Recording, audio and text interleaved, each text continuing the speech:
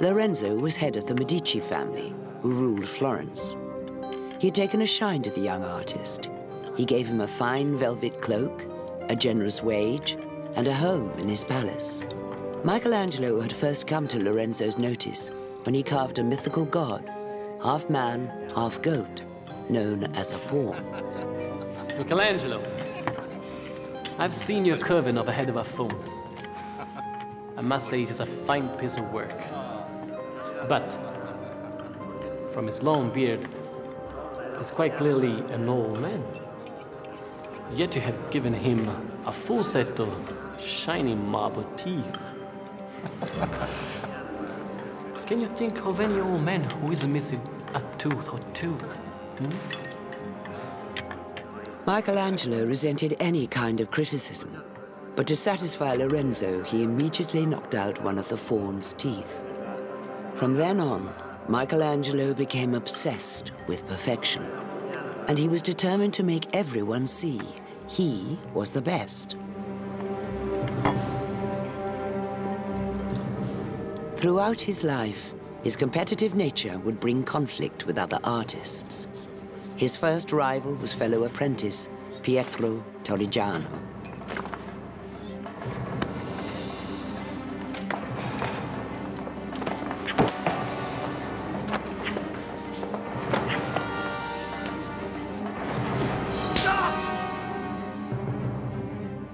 The fight plays a big part in the Michelangelo legend. He would be forever disfigured by a broken nose and despair at his own ugliness. This fueled an obsessive pursuit of beauty in his art. The fight marked him for life, but what happened next turned the young Michelangelo's world upside down. On the 8th of April, 1492, Lorenzo the Magnificent died. It was the end of an era. His death would bring decades of conflict for Florence. Lorenzo was succeeded by his son, Piero, a pathetic shadow of his father. His nickname was Piero the Fatuous. Piero was eager to use Michelangelo's talents, but in keeping with his nickname, he offered him a bizarre commission.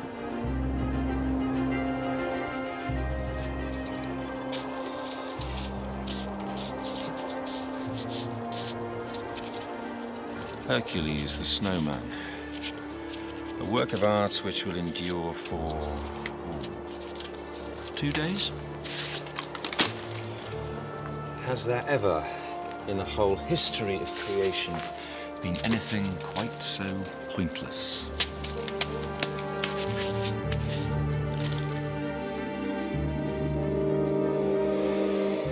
Within days, the snowman had disappeared with a thaw. But this was the last time Michelangelo would let his work fade away.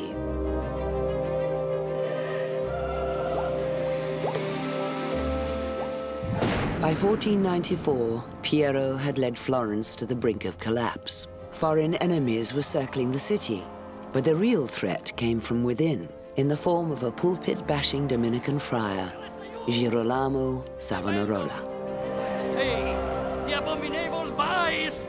It is brought God's wrath upon you! Savonarola was a hellfire and brimstone preacher. His pious words made a profound impression on the young Michelangelo. While there is still time!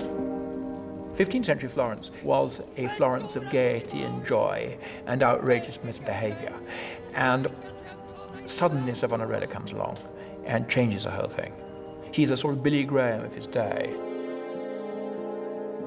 Savonarola railed at the Renaissance passion for the pagan cultures of the ancient world, in particular their love of the male nude. He launched a vicious attack on the arts, known as the Bonfire of the Vanities.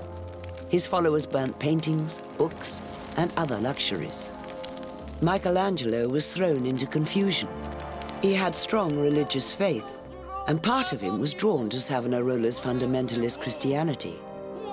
And yet his work was inspired by the pagan art of classical Rome, the very thing Savonarola wanted to destroy.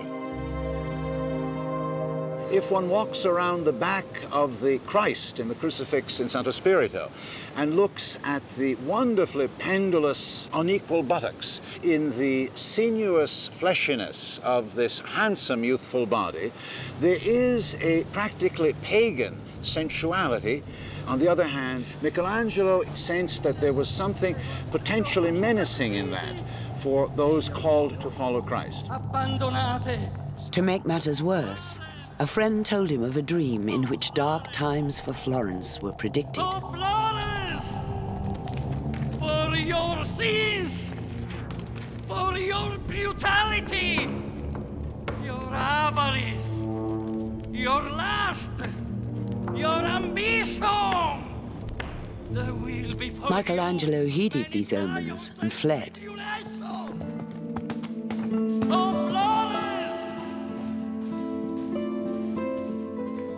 He traveled around Italy looking for work. He went to Venice, but found none.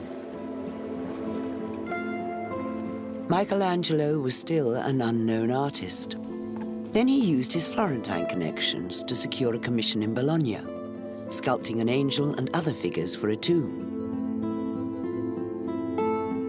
But he missed Florence desperately, and as soon as he felt safe to return, he did. He had no money and no patron. Michelangelo had to make something quickly, and it had to be something that would sell. He started work on a sleeping Cupid, a naked winged boy, an ancient Roman god of love. But then someone pointed out that a new work like this, however beautiful, would not make him any real money. The Cupid would be far more valuable if it appeared to be antique. This was the moment when Michelangelo became a forger. If he succeeded, he would be rich. If he failed,